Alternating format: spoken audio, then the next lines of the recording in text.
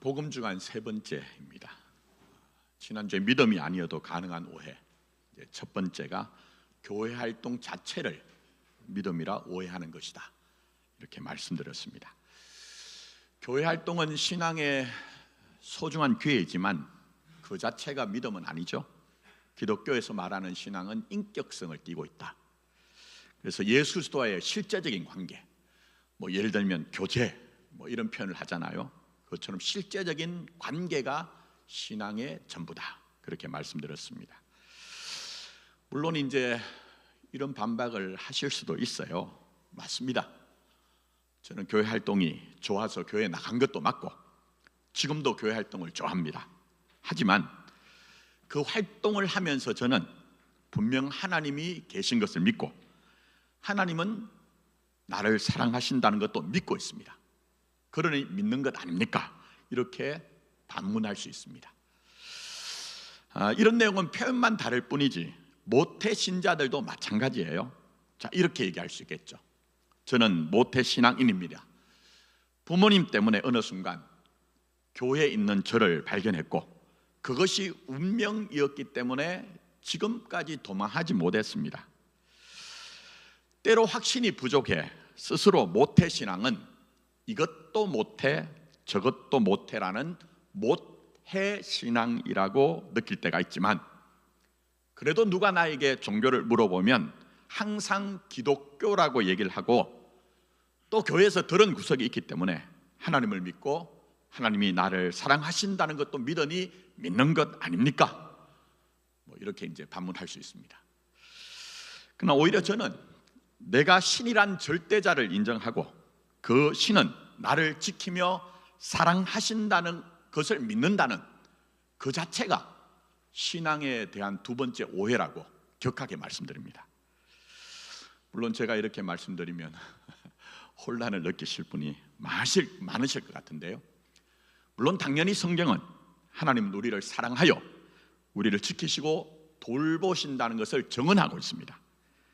그러나 신이란 절대자를 인정하고 그 신이 나를 지키며 사랑하신다는 것을 믿는다는 것을 믿음의 전부로 이해를 하신다고 하면 그런 믿음을 가지신 분은 직면해야 될 아주 진지한 질문이 있습니다. 그건 뭐냐면 우리만 그 내용을 갖고 있냐 하는 거예요. 절대자인 신이 계시고 그 신이 계시다고 하면 나를 사랑하신다, 우리만 갖고 있느냐 하는 겁니다.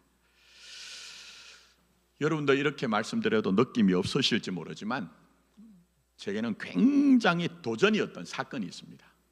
오래전이죠. 30년도 더 지난 일입니다. 이슬람권에서 온 외국인 노동자들을 선교하는 단체를 작게 도왔던 적이 있습니다. 그때 제가 소름이 확 돋았어요. 이슬람은 누굴 믿죠? 알라를 믿잖아요. 그 알라라는 말의 뜻이 뭐죠? 하나님입니다. 그래서 우리말 성경을 이슬람 성경에서 번역을 할 때는 알라라고 번역을 해요. 제가 소름이 돋았던 이유는요, 내가 하나님을 인정하고 하나님이 나를 지키시며 사랑하신다는 것을 믿는 믿음, 제가 가진 고백과 그들이 가진 고백이 똑같더라는 겁니다. 다르지 않더라는 겁니다. 그래서 엄청난 고민과 함께 또 충격과 도전이었고, 그래서 저는 과연 기독교란 종교는 유일한 진리를 증언하는가? 또 유일한 진리를 증언한다고 하면 기독교가 말하는 그 유일성은 뭔가? 이제 등등 근본적인 질문을 하게 되고, 지금까지도 그런 질문은 제 신앙과 목회 방향에 엄청난 영향을 끼치고 있습니다. 먼저 답을 얘기하자고 하면 기독교는 일반적으로 종교가 얘기하는 내가 신을 인정하고 그 신이 나를 지키시며 사랑하시는 것보다 더 근본적이며 궁극적인 차원이 있습니다. 제가 오늘 이걸 이제 설명하려고 하는 겁니다. 그걸 놓치지 말아야 됩니다.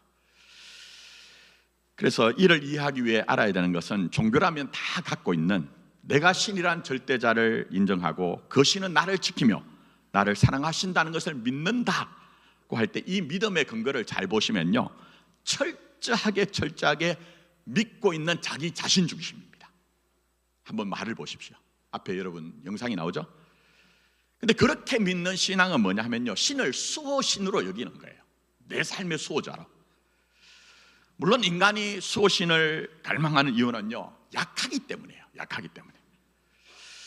그러니 늘 수호신을 바라고 신봉할 수밖에 없는 것이 인간입니다. 심지어 그렇게 수호신으로 신을 믿는 것은 예수 믿는 우리보다 더 순수하고 강렬한 분들이 훨씬 많을 수가 있습니다. 종교가 그렇습니다. 그도 그럴 것이, 인간은요 누구보다 자신을 사랑하거든요. 뭐라고 해도 자기애로 살아갑니다. 그래서 자기애가 강하면 강할수록 더 지극정성일 수가 있습니다. 더 지극정성. 지금은 그런 모습을 볼 수 없지만 조금만 과거로 거슬러 올라가면요, 우리네 할머니들은요 정화수를 떠놓고 음동설안에도 지성을 들었어요. 젊은 분들은 모르실 거예요. 음동설안에도 치성의 대상은 천지신명, 칠성. 칠성이 뭐죠? 북두칠성. 또 더 나가서는 어떤 분들은 조왕신, 부엌에 있는 신, 삼신할머니, 바닷가는 용왕, 나름대로 절대적이라고 생각하는 존재를 상정해 놓고 온갖 정성을, 우리가 상상할 수 없을 정도로 온갖 정성을 드립니다. 왜요? 그렇게 열심을, 정성을, 진정성을 보이면 절대적 존재가 나를 도와줄 것이다, 그렇게 믿었기 때문에 그렇습니다. 믿음 없는 게 아니에요, 여러분. 그렇게 믿었기 때문에 그렇습니다. 물론 다 신을 얘기하냐, 그런 것만은 아니에요. 유교는 신이 없습니다, 여러분. 유교는 신이 없어요, 원래는. 근데 제사를 지내죠. 저 어릴 때 한 집안의 종갓집에서 수많은 제사가 있었고요, 그때마다 남자들은 흰 두루마기를 입고 모여 고인이 착고하신 날 당일이 있죠. 그때 자시, 그러니까 11시 30분이 넘어서 제사를 드리거든요. 근데 보통은 이제 밤 12시를 넘어서 12시 반이나 1시부터 제사를 드렸습니다. 정성이 우리가 예배 드리는 것과는 비교가 안 될 정도였습니다.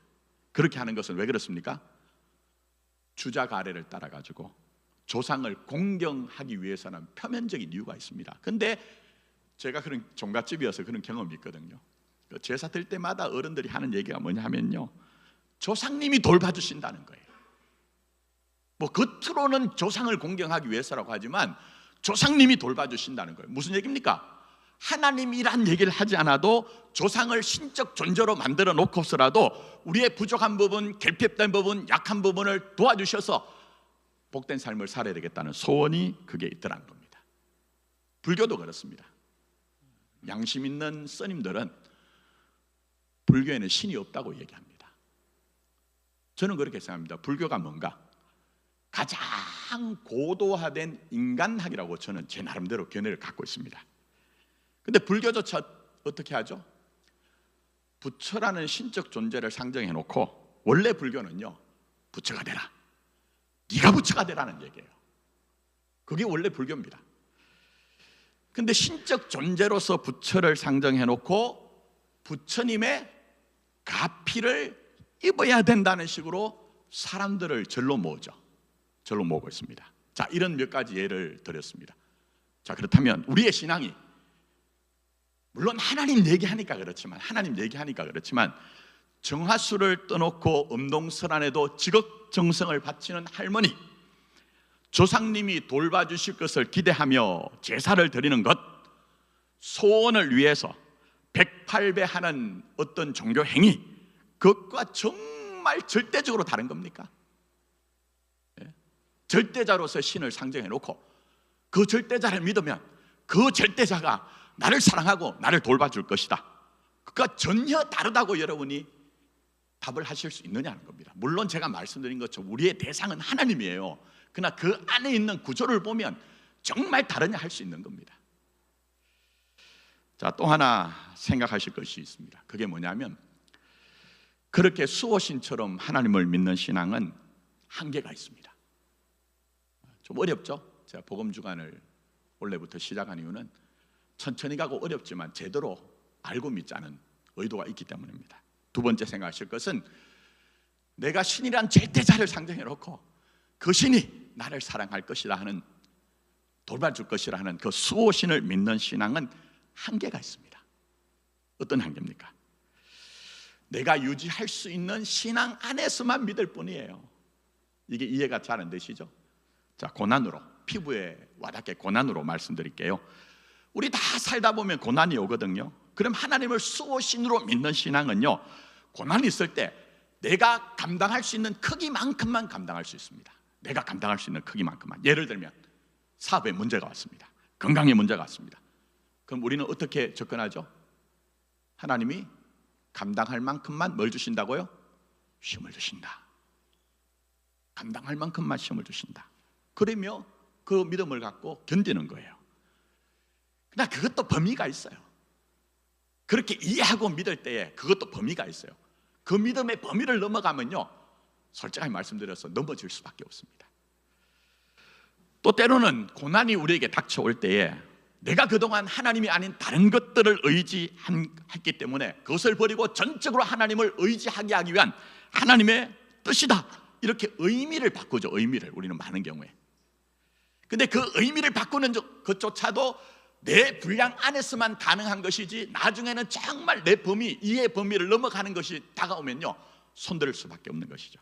자, 그러니 우리의 믿음은 신이 계시고 그 신은 나를 돌봐주실 것이다 하는 것으로 멈추면 안 된다는 거예요. 더 근본적인 문제가 있다는 거예요. 궁극적이라는 거예요. 그래서 욥기 한번 잘 보십시오. 저는 욥기가 너무너무 중요하다고 생각해요. 욥기가. 제가 전에 욥기 설교했죠, 주일날.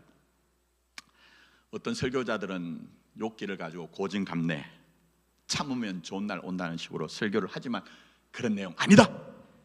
그런 내용 아니다. 제가 설명드렸죠. 욥을 통해 우리에게 뭘 말씀하십니까? 자기 실력으로 해결할 수 있는 것은 자기 범위 안에 있다. 그거 넘어가는 것은 자기 실력으로 안 되더라. 이걸 폭로하고 있는 것이죠. 그러나 그런 인간 욥을 하나님이 놓치지 않음으로 말미암아 결국 욥이 스스로 돌이켜서 제 가운데 앉아서 회개했대요. 근데 이거 그때 다 제가 해석해 드렸죠. 우리의 원어로. 그 제 가운데 앉아서 회개했다는 것은 눈물 펑펑 흘리면서 잘못했습니다, 뉘우치는 정도가 아니라고 얘기했어요.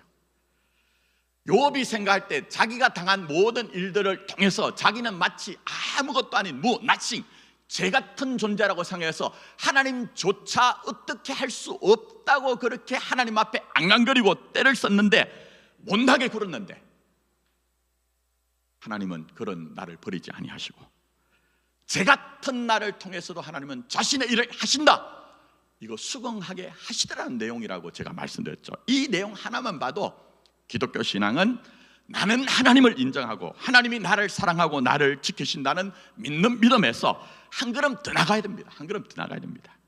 그건 내 편에서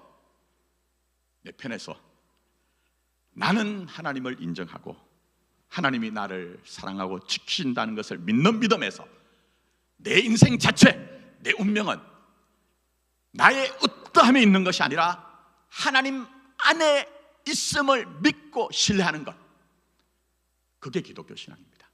그게 근본적인 겁니다. 그 신앙의 실체를 드러낸 게 뭐예요?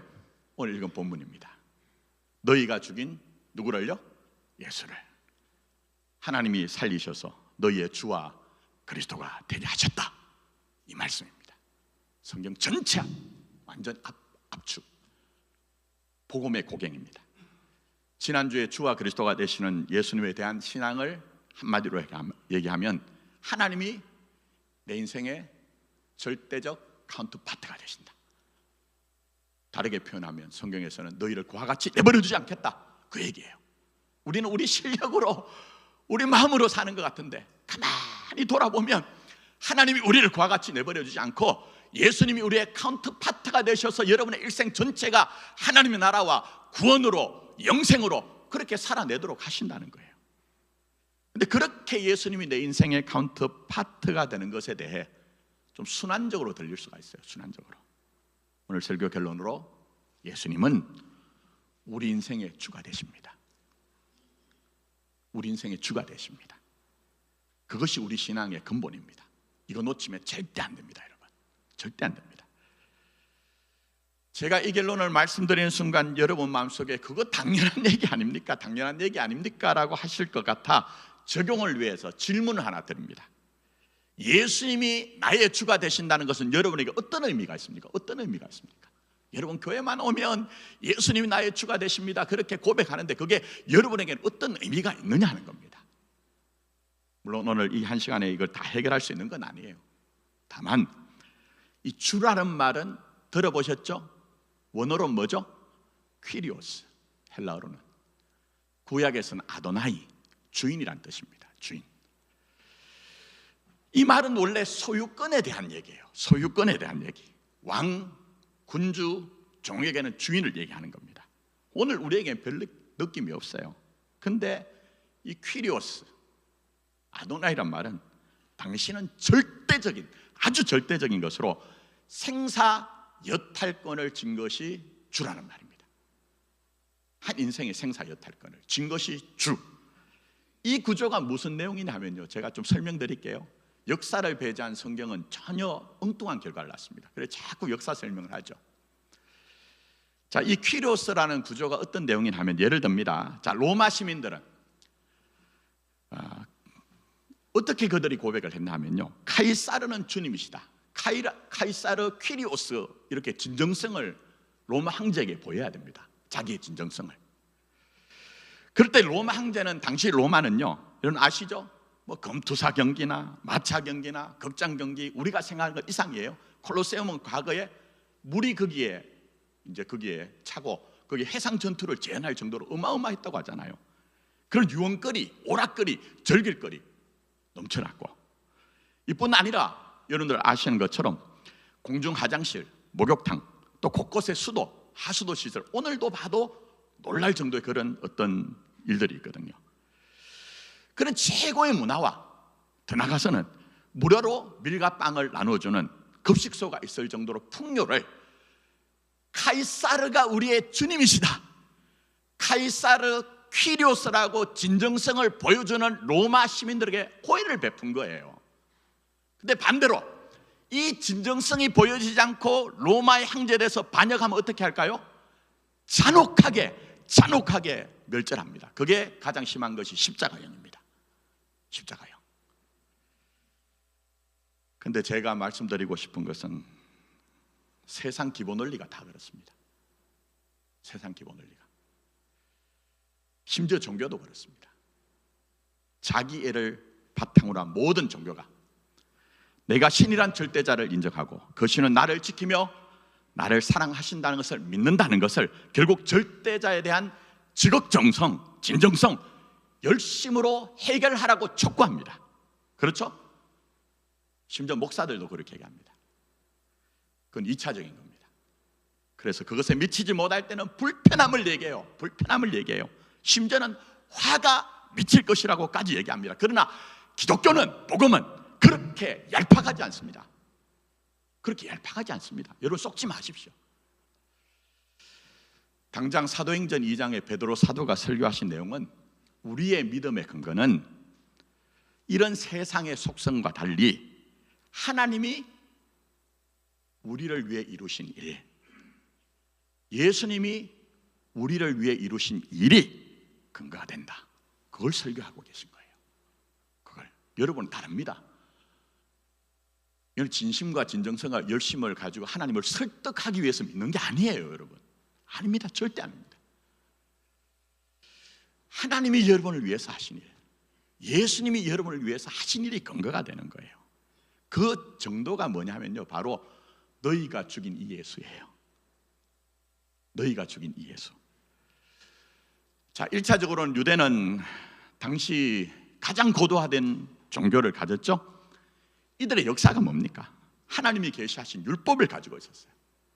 성전을 가지고 있었어요. 그리고 이를 실생활에 적용하는 절기를 갖고 있을 정도로 아주 철저하게 머리끝부터 발끝까지 신앙적이었거든요. 그러나 그들의 진정성과 열심이 낳은 일들이 뭡니까?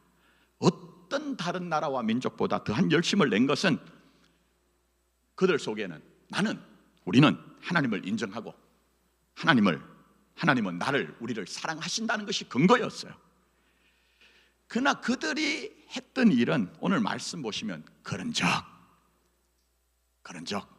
이스라엘 온 집은 확실히 알지니 너희가 십자가에 못 박은 이 예수라는 결과밖에 낳지 못하더라는 거예요. 성육신으로 인간의 죄와 어둠의 역사에 개입하신 하나님조차 십자가에 못 박을 수밖에 없는 그 안목과 실력밖에 안 되더라는 것을 오늘 이 말씀을 통해 폭로하고 있는 거예요. 그러나 유대인들만 그랬다는 얘기가 아닙니다.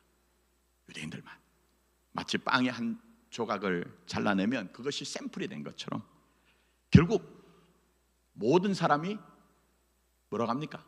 죄를 범하였음에 어떻게 해요? 모르십니까? 평생을 교회 다녔는데 모든 사람이 죄를 범하였으면 어디에 이르지 못한다고요? 영광에 이르지 못한다. 무슨 얘기입니까? 하나님에게 부합한 영광은 이 땅의 인간들이 어떤 수단과 방법으로도 안 된다는 거예요.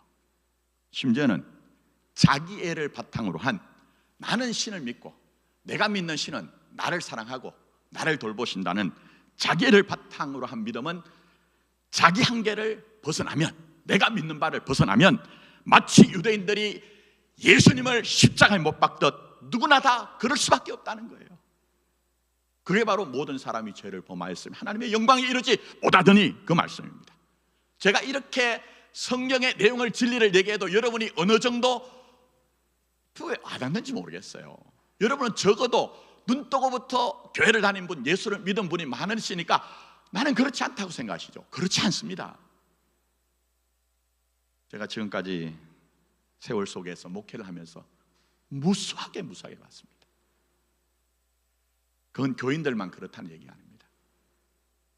다른 목사만 그렇다는 얘기가 아닙니다. 저부터 그랬습니다. 저부터. 저는 목사가 되기로 작정하고부터 제대로 된 목사가 소원이었습니다. 정말 몸부림쳤습니다. 여러분들이 상상 이상으로 하나님을 갈구하여서 어떨 때는 정말 산으로 들러 다니면서 밤을 새워서 기도하기도 했습니다. 제 몸을 쳐서 복종케 하기 위해서 정말 제 마음속에 거리낌이 하나 있으면 제 피부가 굉장히 안 좋거든요. 참 헛된 짓이지만 한겨울에도 찬물을 틀어놓고 기도하며 하나님 왜 이렇게 못난 듯이 모르겠습니다.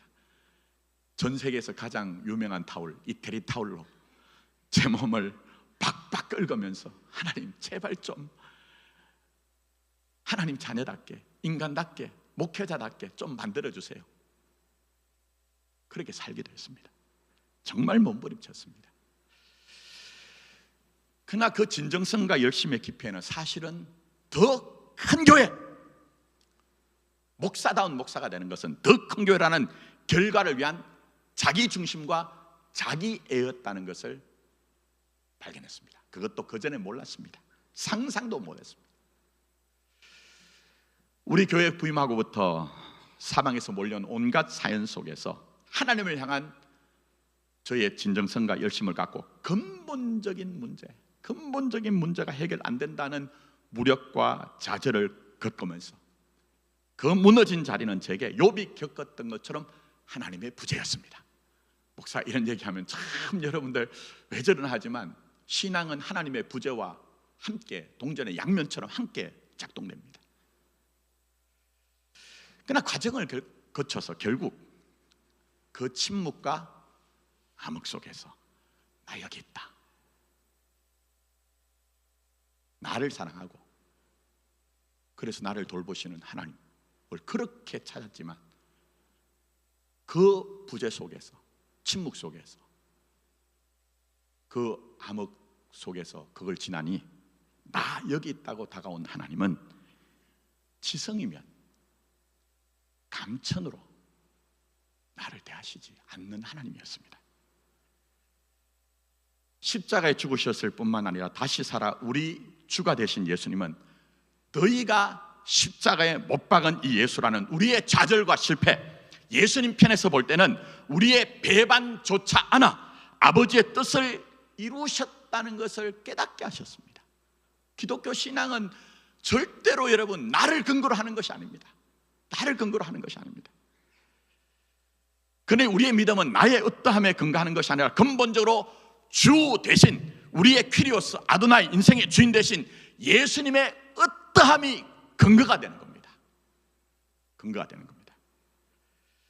만약 이를 놓치게 한다면 여러분 아무리 대단하고 감동적인 설교라고 해도 절대 아멘 하시면 안 됩니다.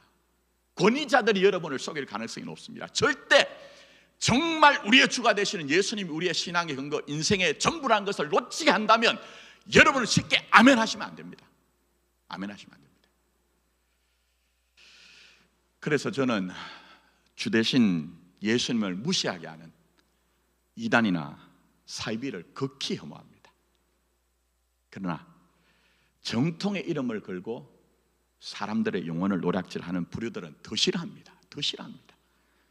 그도 그럴 것이 이단이나 사이비는요 쉽게 분별이 돼요. 아, 저 자식이 저거 엉터리구나, 귀신 노릇하고 있구나. 그러나 십자가 아래서 하는 헛소리는요 정말 오히려 더 쏟기가 쉽고요 그 폐가 더 심각하거든요. 그러니 여러분 절대 여러분의 신앙은 예수를 향한 것이라 합니다. 예수를 향한 것이라 합니다. 이해를 위해 예를 좀 듭니다. 제가 좀 센 얘기 할 때가 많죠. 언젠가 제가 가까이 있는 교회 이름까지 얘기하면서 속지 마시라고 얘기했어요. 한날은 그 교회가 이제 가까이 있다 보니까 제가 우리 마포교회로 유튜브를 검색했더니 이제 그 교회가 뜨더라고요. 그 교회 목사님은 요즘 대단한 목사님으로 이곳저곳에서 뭐 각광을 받고 있거든요. 각광받는 것과 복음의 진리와 부합하는 것은 딱 맞아떨어지는 것은 아닙니다. 그래서 이제 떴는데 그날 설교 제목이 뭐냐 하면 여러분도 한번 잘 고민하며 들어보십시오. 기도의 양이 차면 하나님이 역사하신다. 어떻게 생각하십니까? 기도의 양이 차면 하나님이 역사하신다. 그것이었어요. 그분은 저와 달리 카리스마가 있어요. 아우라가 느껴지고 감동도 있습니다. 그러나 여러분 기도의 양이 차면 하나님이 역사하신다는 말 한번 잘 생각해 보십시오. 여러분도 그런 설교를 많이 들으셨을 것이고 그래서 여러분이 그것을 맞다고 생각하지만 성경에는 그런 내용이 없습니다. 성경에 그런 내용이 없습니다. 그런 설명은 지성이면 감천이란 인간의 종교심과 딱 떨어져서 쉽게 교인들의 열심과 진정성과 열심을 끌어올릴 수 있으나 근본적으로는 복음과는 거리가 아주 멉니다. 아주 멉니다. 심지어 그분이 하나님, 예수님 얘기하고 무슨 환상을 봤다, 천국을 갔다, 나도 환상을 받고 우리 아내도 환상을 봤다, 계시를 받았다 이런 얘기까지 하더라고요. 그러나 그런 헛소리들은 한 영혼이 정말 하나님의 자녀로서의 영광과 명예와 근세를 갖고 온전하게 자기 인생을 살도록 하는 복음의 능력으로 여러분을 끌어가는 것이 아니라 결국 그것을 믿으면요 종교단체로서의 교회, 그 목사에게 목매게 하는 종교적 노예만 양상할 뿐입니다. 저는 이렇게 세게 말씀드립니다. 그럴 뿐입니다. 여러분. 그러니 주 대신 예수님만 믿으십시오. 여러분 인생의 주인 되신 예수님을 신뢰하십시오. 하나님을 내가 인정하고 그 하나님이 예수님이 나를 사랑하여 돌보신다는 정도만 신앙으로 이해하지 마시고 그 너머에 여러분 인생 자체를 안고 끌고 구원으로 하나님 나라로 이끌어 가시는 그 하나님만 여러분이 믿으십시오. 그것만이 우리의 신앙입니다. 목소리 높여 죄송합니다. 또 요즘 막 세상이 시끄럽고 엉터리들 많아서 그렇습니다. 자 이제 내용을 정리합니다. 다음 주에 주에 대해서 다시 한번 말씀드릴게요. 좀 실제적으로 우리 버릇은요 늘 2차적인 믿음을 더 소중히 여깁니다. 그러니까 그게 무슨 얘기냐, 내가 하나님을 인정하고 하나님이 나를 사랑하신다는 것에 대해서 내 믿음이 얼마나 크냐, 내 믿음이 얼마나 강하냐, 내 믿음이 얼마나 진하냐 하는 것으로 승부를 걸려고 합니다. 그 2차적이라고 했어요. 2차적. 그렇게 믿음을 보면 유효할 때도 있습니다. 잘할 때죠. 잘할 때는 그 믿음이 유효합니다. 이 잘할 때는 대단한 느낌도 들고요. 심지어는 교만까지 막 듭니다. 남들에게는 체면이 있어가지고 말하지 못하지만 막 속으로는 내가 그래도 대단해. 그러나 누구나 살다 보면 가던 길 실족할 때가 있습니다. 실족할 때. 또 내 결단이 무너진 자리는요, 나란 인간은 과연 무엇인가 하는 자책만 남을 뿐입니다. 그러나 믿음은 어떻게 해야 되죠? 나에게 둘 것이 아니라 너희가 십자가에 못 박은 이 예수를 하나님이 주와 그리스도가 되게 하셨느니란 말씀에 둬야 됩니다. 말씀에. 우리 신앙은 지성이면 감천이 아니라 우리 죄와 반역과 무직, 실패조차 않아 구원을 주시는 하나님을 믿는 믿음, 우리 인생의 주인 되시는 예수님을 믿는 믿음, 이거 놓치지 말자는 겁니다. 그럴 때만 우리 현실은 비록 죄와 사망의 권세를 휘두르지만 에베소서 1장에 말씀하신 우리가 하나님의 영광의 찬송이 될 때까지, 로마서 5장에 우리가 처음 구원의 출발이 우리가 연약할 때, 우리가 죄인 됐을 때, 심지어 하나님께 원수가 되고 반역이었을 때, 그때 아들을 주신 사랑이 출발이었기 때문에 지금도 마찬가지다, 지금 더 대단하다 하신 말씀이 내게 체현이 되어져서, 여러분, 우리의 어떠함으로 우리를 판단하는 것이 아니라 예수의 어떠함으로 말미암아 흔들리는 중에서라도 다시 자기 자리를 찾고, 약한 중에서라도 나의 능력을 넘어서는 하나님의 능력으로 말미암아 내 영혼 평안해, 내 영혼 평안해 고백이 나올 것이고, 우리의 입술과 마음에 하나님만이 옳습니다, 예수님만이 옳습니다, 이 정언을 여러분이 그냥 종교적으로 교회 나오는 게 아니고요, 여러분의 삶을 통해 고백하는 그런 은총이 있을 것입니다. 주를 믿는 여러분에게, 나를 믿는 것이 아니고요, 나를 근거로 한 믿음이 아니라 우리의 주가 되시는 예수님을 믿는 믿음 가진 여러분에게 이런 복이 있기를 예수님의 이름으로 축복합니다. 기도하겠습니다.